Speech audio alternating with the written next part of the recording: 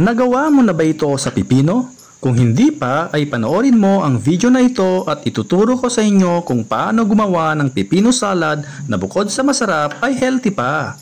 Gagamit lang tayo ng 2 pipino, syempre nahugasan ko na po yan pati ang ating mga kamay.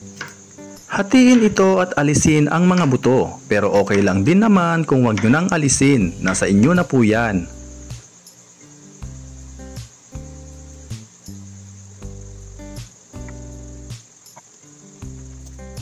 Hiwain lang natin ito into small pieces or kahit na anong hiwa ang gusto nyo ay okay lang din naman. Bukod sa salad, ano pang masarap gawin sa pipino? I-comment nyo nga mga kanoypi at i-comment nyo na rin kung saang lugar kayo nanonood para alam namin kung saan nakaabot ang video na ito. Pagkatapos hiwain ay iset aside muna natin ito. Maghiwa na rin tayo ng sibuyas. Hiwain lang natin ito ng maliliit.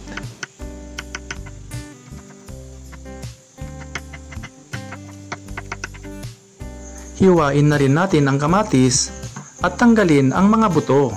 Kung ayaw nyong tanggalin ang mga buto ay okay lang din naman.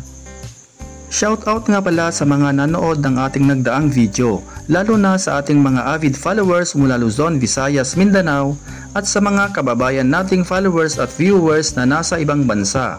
Likewise to our foreign viewers and followers all over the world.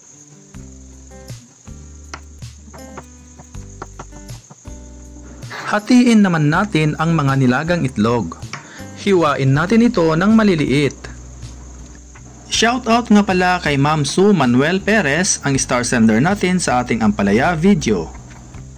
Pagkatapos nating hiwain ang mga itlog ay iset aside muna natin ito. Sa isang mixing bowl ay maglagay lang tayo ng freshly squeezed lemon, honey,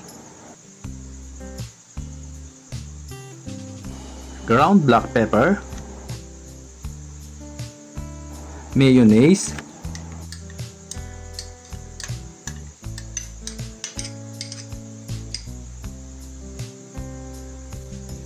at syempre ay i-mix natin itong mabuti.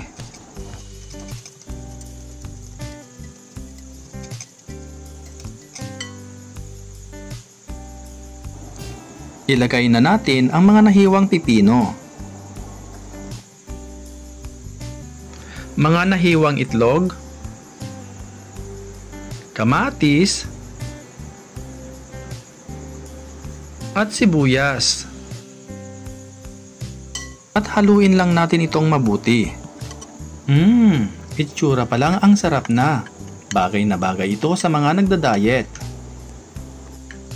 I-share at itag mo na rin ito sa mga friends mong nagda-diet at mahilig sa no rice.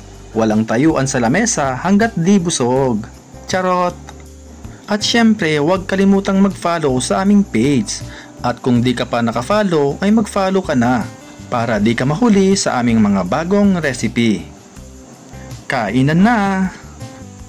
Maraming salamat po sa panonood at hanggang sa muli!